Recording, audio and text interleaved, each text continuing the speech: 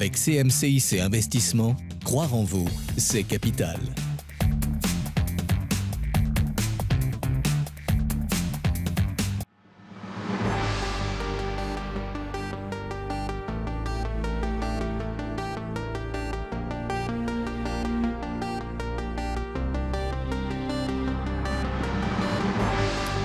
Bonjour, très heureux de vous retrouver dans Réussite d'entreprise. Il symbolise tout à la fois un savoir-faire lyonnais ancestral, celui de la soierie, mais aussi l'une de ces familles lyonnaises qui ont fait la renommée de la ville. Et à la 4e génération, il est aussi celui qui a su innover et poursuivre la conquête du monde. Cédric Brochier, président de Brochier Soierie 1890, c'est notre invité aujourd'hui. Bonjour. Bonjour. Merci d'être avec nous. Alors, on va balayer ce parcours de presque 130 ans qui a vu se succéder 4 générations, expliquer comment, héritier d'un savoir-faire familial, vous avez créé vos propres entreprises et marié à la fois tradition et développement dans les textiles techniques et intelligents, avec deux entités, Brochier Soierie et Brochier Technologie. Vous nous expliquerez votre attachement au Made in France, dont vous êtes un ardent défenseur et que vous pratiquez, je dirais, aussi au quotidien. L'occasion d'évoquer également Silquignon, le festival de la soie qui vient de commencer et qui se poursuit jusqu'à dimanche. Vos réactions sur les réseaux sociaux avec le hashtag Réussite d'entreprise. Mais tout de suite, si vous le voulez bien, retour sur vos premiers pas professionnels.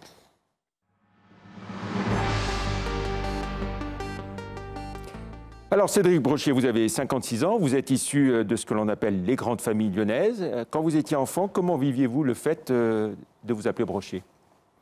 Alors, je ne crois pas que ça m'a tellement marqué plus que ça, mis à part d'être dans ce métier de la soierie qui est excessivement marquant.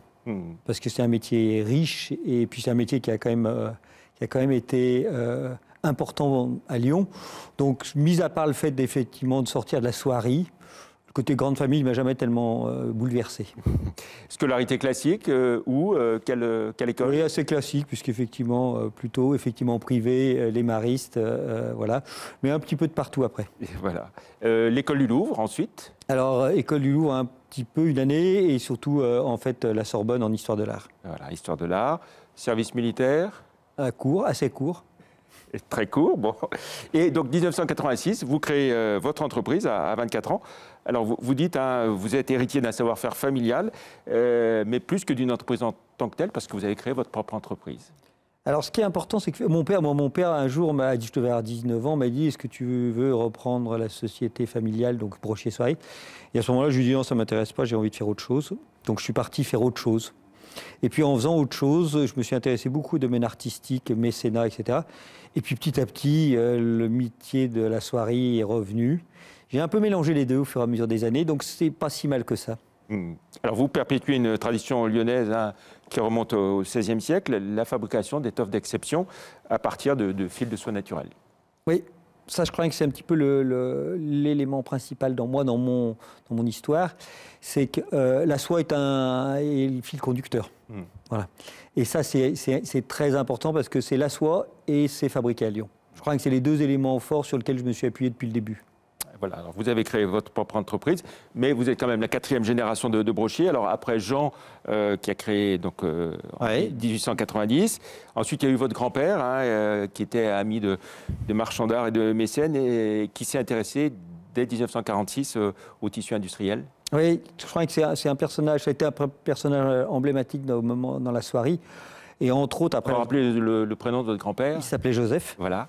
Donc Joseph, et donc c'était en même temps un épicurien, un amateur d'art, un grand industriel, et effectivement un peu visionnaire. Au lendemain de la Seconde Guerre mondiale, effectivement, il avait des usines de tissage avec des métiers à tisser. Il y avait pas mal d'ouvriers et pas grand-chose à faire, puisqu'à cette époque-là, effectivement, on n'avait pas de soie. Et en rencontrant les gens de Saint-Gobain, il s'est intéressé à ce nouveau fil qui sortait, qui était la fibre de verre.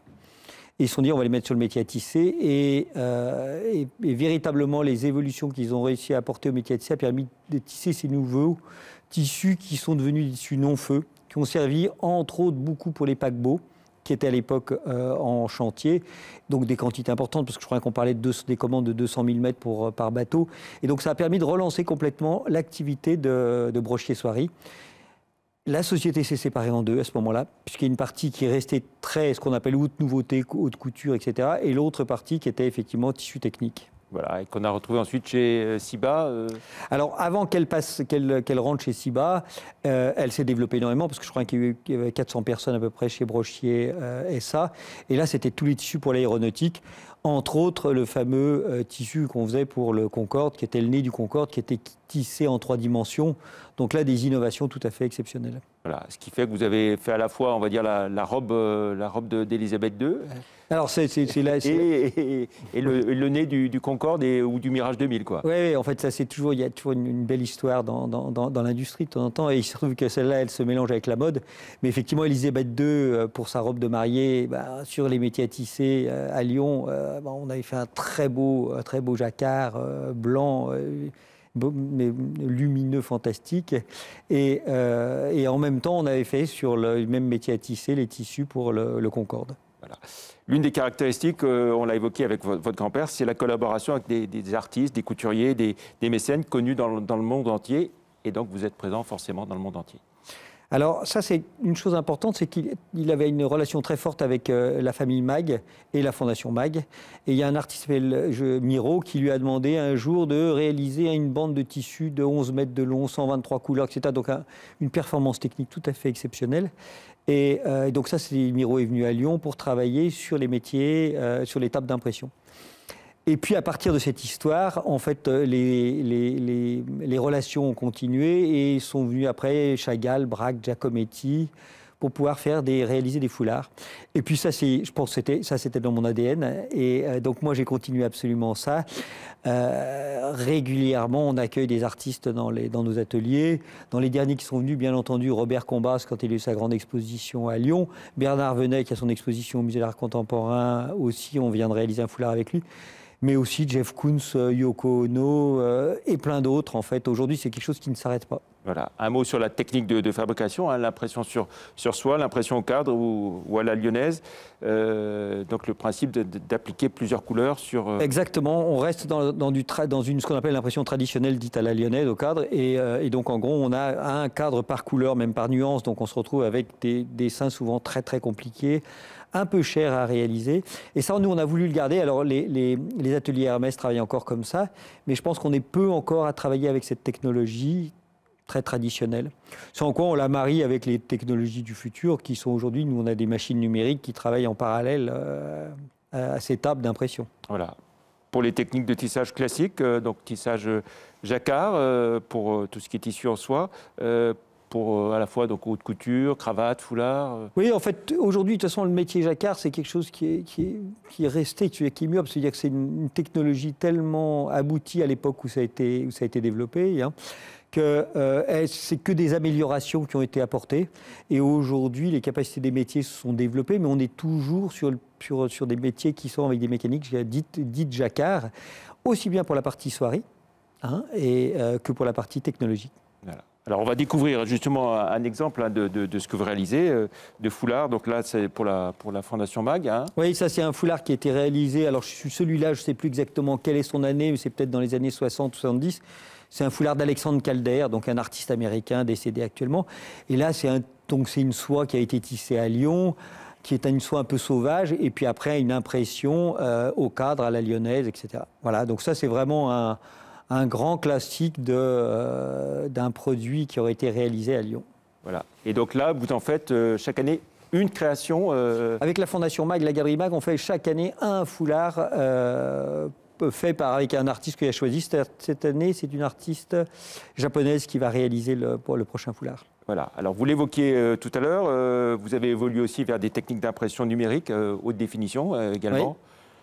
Alors, le gros avantage aujourd'hui, c'est qu'effectivement, ces nouvelles machines sont très peu polluantes. Avant, quand on avait une usine d'impression, il fallait souvent une rivière avec, ce qui n'était quand même pas fantastique. Depuis, il y a des tas de systèmes d'épuration. Mais aujourd'hui, les machines numériques, elles ont une capacité de production qui est énorme. Nous, on les a même réinstallées dans Lyon. Ça veut dire que c'est dans nos bureaux, à côté de l'hôtel de ville. On a mis des nouvelles machines numériques. Alors, elles sont énormes, on les a fait passer par les fenêtres, mais elles ont eu des capacités de production tout à fait étonnantes. Alors, on évoquait donc méthode d'impression haute définition, et vous avez créé donc d'autres entreprises, notamment Brochier Technologies, allier à la fois tradition et nouvelle technologie en même temps. C'est clairement le secret du succès. Oui, alors je pense qu'il y a un personnage important dans ma vie, c'est Olivier Lapidus, qui m'a un peu déstabilisé à un moment donné, parce qu'effectivement, chaque année, on faisait ensemble les nouveaux tissus pour ces nouvelles collections haute couture. Puis un jour, il vient me voir, il me dit, Cédric, il faut que tu me fasses un tissu lumineux. Il m'a dit, je veux absolument maintenant mettre de la lumière dans mes robes et je veux faire une robe de mariée lumineuse. Donc on a trouvé de la fibre optique, on a trouvé une technologie pour la micro-perforée et en fait on a fait un tissu, le premier tissu lumineux, et Olivier Lapidus a fait défiler une mariée dans le noir. C'était magique, c'était un fantôme lumineux, c'était tout à fait étonnant. Et partant de ça, en fait, on a été contacté immédiatement par, alors à l'époque c'était Airbus, Citroën, etc. En fait, plein de grands groupes, France Télécom à l'époque, qui voulaient utiliser les lumières souples pour pouvoir réaliser des nouvelles technos, des nouvelles applications de lumière. Alors, donc on évoquait le nez du Concorde, du Mirage 2000 en tissu de verre. Brochet Technologies, ça a été 7 brevets entre 2005 et 2013, et il y en a encore des nouveaux qui arrivent. Oui, ça c'est important. Je crois bien que c'est véritablement une des marques de la société, c'est qu'effectivement, c'est de déposer des brevets. D'abord parce qu'on est sur une technologie très innovante, premièrement. Deuxièmement, on n'est plus dans la génération des tissus qu'on appelle techniques, on est dans les tissus intelligents. Alors on appelle ça smart textile, ça fait encore un petit peu mieux au niveau international, mais ce sont ces tissus qui sont connectés, c'est-à-dire qu'ils peuvent pas, ils n'ont pas d'intérêt s'ils ne sont pas connectés. Et donc nous, tous les tissus qu'on réalise sont connectés, où on injecte de la lumière, où on récupère de l'information. Et on injecte la lumière dont on a besoin. Ça veut dire qu'on va choisir la longueur d'onde qu'on va vouloir utiliser. Alors, donc fibre optique aussi, hein, vous l'avez évoqué. Oui, donc on est sur des fibres optiques, sur des diodes électroluminescentes avec des longueurs d'onde bien définies. Et dans tous ces domaines-là, on va choisir, alors pour la santé par exemple, on a choisi d'utiliser le 460 nanomètres qui est un bleu. Pour la jaunisse du nourrisson, on a développé alors on appelle ça une turbulette, un petit sac de couchage pour les bébés, pour les soigner. C'est un produit qui aujourd'hui, on a le marquage CE, on a le FDA approval, on est vendu dans 26 pays aux États-Unis, on attaque le marché chinois. Donc c'est vraiment... Et dans la santé, il y a encore d'autres applications. Alors dans la santé, il y a d'autres applications lourds. Voilà, on est sur la reconstruction de la peau dans des cancers. Et là-dessus aussi, on est en train de faire des essais cliniques. Donc on a un métier qui s'est complètement transformé en fait. Les gens qui travaillent chez Brochet Technologies sont plus des ingénieurs qui viennent de l'optique, de l'électronique, de la chimie, de la biochimie, etc. Et ça, c'est tout à fait passionnant. Voilà. Et vous avez toujours quand même des interactions entre Brochet Soieries, Brochet Technologies? En permanence. Oui. Hier, j'étais à Paris avec des gens de la couture pour mettre de la technologie dans des produits. Oui. Si on essaie de voir, donc Brochet Soieries, c'est combien de personnes, et Brochet Technologies Brochet Soieries, c'est à peu près une vingtaine de personnes, et Brochet Technologies aussi une trentaine. Donc en gros, c'est à peu près entre 50 et 60 personnes pour l'instant aujourd'hui qui travaillent dans l'ensemble des sociétés. Si on revient à Brochet Soieries 1890, c'est un fonds qui est riche de plus de 100 000 dessins textiles, oui, dont 1000, on va dire, sont vraiment en activité actuellement. Oui, alors il y en a plus de 1000 qui sont en activité, mais effectivement, on a du mal à aller chercher tous ceux qui sont dans le fond parce que c'est très compliqué. Vous aviez racheté la collection Bianchini-Ferrier On avait racheté la collection Bianchini-Ferrier qui est d'une richesse tout à fait fantastique. Donc en fait, rajouter à celle de Brochet Soieries, qui sont un peu les deux sociétés historiques qui restent aujourd'hui, ça fait un fonds tout à fait exceptionnel. Voilà. Et ce qu'il faut dire, c'est que chaque dessin est absolument unique. Oui. C'est ça là. Et puis il y a de grands artistes qui ont travaillé dessus, parce qu'effectivement, Raoul Dufy a travaillé pendant 20 ans chez Bianchini-Ferrier en exclusivité, Sonia Delaunay, et puis après tant d'autres. Oui. Qui sont vos clients sur cette partie Alors nous, donc, on a donc des maisons de couture avec lesquelles on travaille, mais aujourd'hui aussi, on a beaucoup de musées dans le monde entier avec qui sont nos clients. Donc l'Ermitage à Saint-Pétersbourg, le Getty à Los Angeles, en gros tous les musées du monde et tous les artistes ou familles d'artistes avec qui on travaille énormément, les Picasso, les Miro, etc. Donc en fait, d'ailleurs, on a suivi les générations parce que mes interlocuteurs aujourd'hui, c'est Claude Picasso, c'est Juanito Miro qui sont les fils ou les petits-fils. Il y a une vraie fidélité. Oui. Il y a une fidélité tout à fait fantastique. Comment se répartissent vos ventes entre les différents articles, j'ai envie de dire foulard, carré, écharpe, châle, cravate, pochette? En gros, on est principalement foulard. Aujourd'hui, foulard et cravate. Après, dans le foulard, il y a un mélange entre les châles et tous les autres produits, mais principalement le carré est un grand classique. Alors, on va dire un mot du Made in France. Vous êtes un ardent défenseur, je le disais, d'une fabrication 100% française. la créativité, qualité de la main-d'œuvre, le sens du design, c'est possible parce que vous êtes dans le luxe et que... Oui, parce qu'on est dans le luxe et dans l'art. En fait, on peut arriver à faire payer, je dirais, tout. Oui, alors même si on se bat quand même avec les Chinois ou même les Italiens, donc il ne faut pas aussi qu'on soit trop cher. Donc en fait, on est un petit peu, c'est un peu un mélange. Ça veut dire il faut trouver les bons outils pour pouvoir produire à un niveau pas trop cher, et en même temps, il faut être très créatif. Alors, on a un avantage énorme à Lyon, c'est qu'en fait, il y a encore, heureusement, malgré toutes les sociétés qui ont disparu, il y a encore aujourd'hui tous les outils pour pouvoir réaliser des produits made in France. Et ça, c'est fondamental. Voilà. Donc, j'ai envie de dire, l'industrie textile classique n'est pas condamnée. On peut maintenir des emplois. Non. Vous le prouvez. Alors aujourd'hui, on a un petit peu de mal à recruter. Donc en fait, on est obligé de former.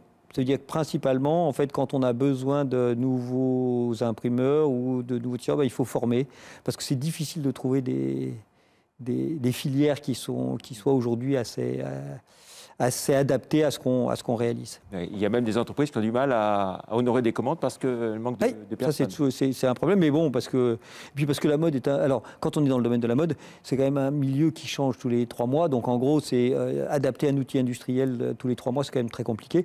Donc, ça arrive que de temps en temps, on ne puisse pas honorer de commandes, mais on essaye d'être le plus performant possible. Voilà, une actualité brûlante pour vous, c'est l'ouverture à l'Hôtel-Dieu. Alors ça, c'est un grand challenge parce qu'effectivement, l'Hôtel-Dieu, c'est déjà un endroit un peu emblématique. C'est pas un endroit de la soie à l'origine, mais on va dire que le lien, le rapprochement est bon pour nous. On ouvre 220 mètres carrés dans lequel en fait on présente. Alors qu'est-ce qu'on verra, qu'est-ce qui se passera? On s'est amusé à faire un petit peu d'histoire sur la nôtre. Donc en fait on remet un métier jacquard de 1870 qui va tisser quelque chose qui sera vendu. Donc en gros l'idée c'est de pas produire pour jeter. On met une table d'impression à la planche, donc vraiment traditionnelle, avec des vieux dessins de mon arrière-grand-père, des très beaux dessins à la planche. Et en parallèle, on met tous les artistes contemporains avec qui on travaille. Donc il y aura Jeff Koons, il y aura Jacquet, qui est un street artiste lyonnais, il y aura etc. Donc en gros, il y aura un mélange fantastique. Et puis une collection qu'on a voulu un peu clin d'œil. Les années 68 étaient les années les plus riches en termes de création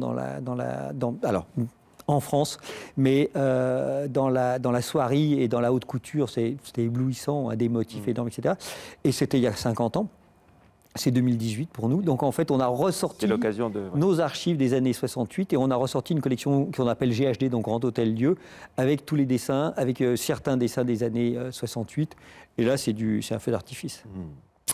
L'événement aussi ce week-end, c'est Sync Ignon, héritier donc du marché des soies et du festival La Belle Soie. Tout le monde ensemble, c'est une bonne chose. Oui, je pense que c'est doublement une bonne chose parce que c'est un événement d'abord qui s'est réuni, quelque chose qui se réunifie, donc ça c'est toujours positif premièrement. Puis deuxièmement, il s'internationalise. On reçoit cette année la ville de Hangzhou, qui est la capitale de la soie en Chine. Ce sont et nos amis chinois et nos concurrents.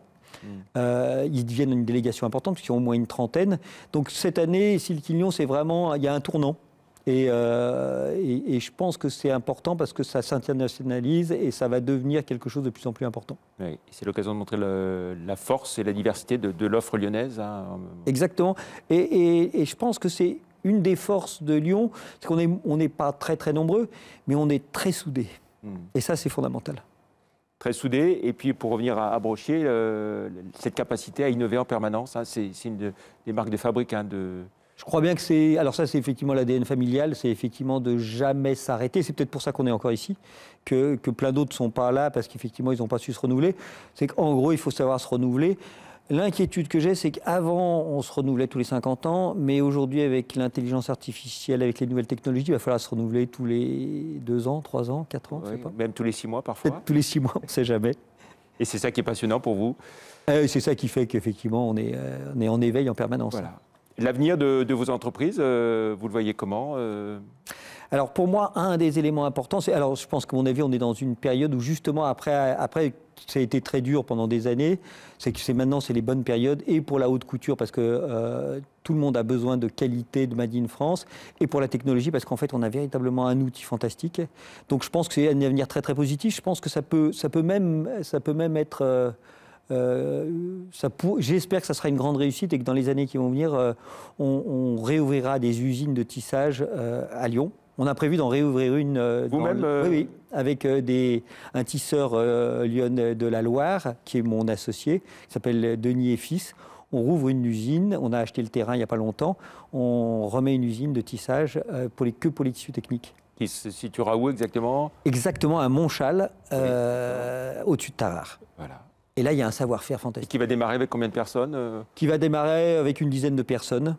Alors effectivement, là, on a surtout des métiers qui seront ultra performants. Et donc ça, c'est ça qui aussi fera notre savoir-faire. Et la capacité de ne pas être copié tout de suite. Bien sûr.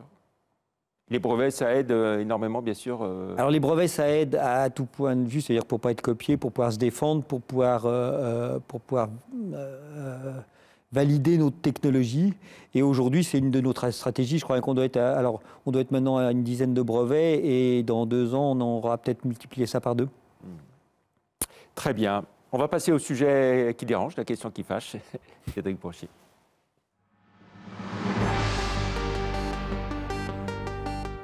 On se souvient de la démission fracassante du Cercle de l'Union de 2 brochiers au début des années 90, parce que 2 personnalités lyonnaises avaient été priées de ne pas rejoindre le Cercle de l'Union parce que juives. Il s'agissait de Denis Samuel Lajeunesse, le PDG de la Lyonnaise de Banque, et de Claude Sternberg, le délégué général Unitex. J'ai envie de dire, c'était tout à l'honneur de la famille Brochet de réagir ainsi. D'autres grandes familles lyonnaises avaient fait un choix différent. Cela vous avait choqué? Oui, bon, ça me choque toujours parce qu'effectivement, je pense que c'est pas possible. Il y a un certain nombre de choses qui sont humainement pas possibles. Et donc, bon, voilà, je pense que chacun réagit comme il veut. Dans notre famille, je pense que le côté ouverture, c'est fondamental. Le fait de bosser avec des artistes, ça, c'est quelque chose qui, aujourd'hui, bouscule en permanence. Et tout ce qui bouscule, c'est pas mal. On passe au questionnaire de Proust. Pour finir, quelques questions plus personnelles, Cédric Brochet.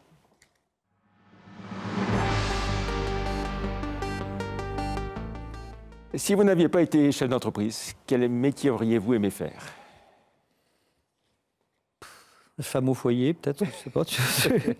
Non, je sais pas du tout. Je me suis jamais posé la question et n'ayant jamais travaillé ailleurs, je sais pas, peut-être agriculteur, enfin, je sais pas, tout m'intéresse, donc j'ai pas d'idée précise. Voilà. Et si c'était à refaire, finalement, vous feriez sans doute le même parcours?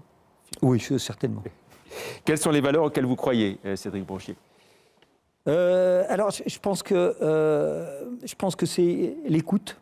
Ça veut dire que je pense que c'est véritablement d'écouter les autres, de les observer. Ça, c'est pour moi fondamental. Et puis après, d'avoir ses propres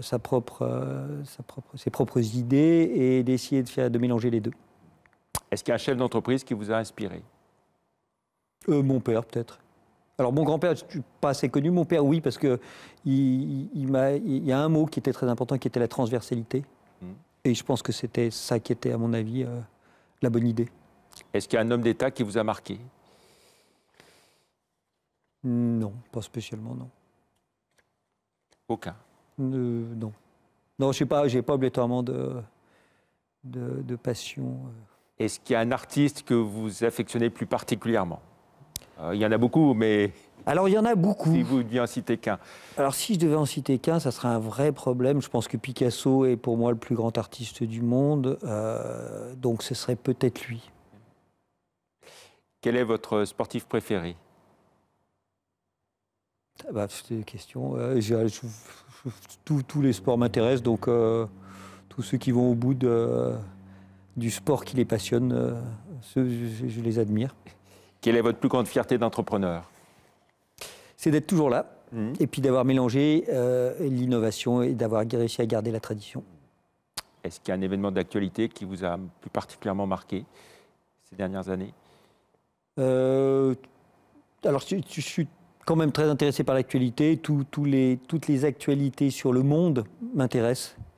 Et toutes les actualités sur l'écologie m'intéressent. En gros, sur l'avenir du monde, mais avec un grand M, m'interpelle beaucoup. Voilà, le monde que vous parcourez régulièrement, j'imagine.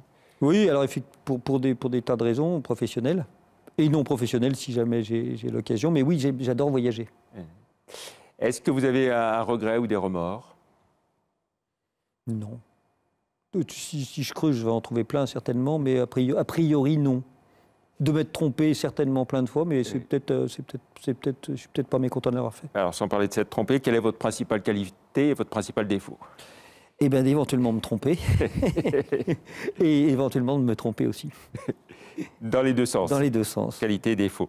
Quel est votre juron préféré? Si mes enfants étaient là, je ne pourrais pas le dire. Non, j'en ai pas ou j'en ai plein. Mais... Un seul.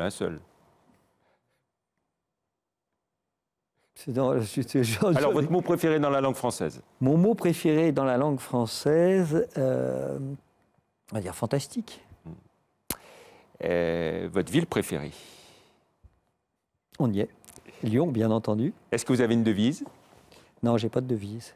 Et alors, si vous aviez un conseil à donner à un jeune qui se lance dans la création d'entreprise, comme vous en 1986? Alors, je dirais il faut y aller, parce qu'effectivement, c'est à mon avis, ça donne de l'indépendance. C'est le risque de l'indépendance, c'est la solitude aussi, mais il faut absolument y aller. Et ce que mon père m'avait appris, c'est effectivement la transversalité, c'est surtout ne pas avoir qu'une seule vision des choses et au contraire croiser en permanence toutes les autres technologies pour pouvoir faire avancer la sienne. Merci beaucoup, Cédric Brochet, d'être venu dans Récit d'entreprise. Prochain rendez-vous, ce sera le vendredi 14 décembre à 19h. Merci de votre fidélité. À très bientôt. Merci, au revoir. Merci.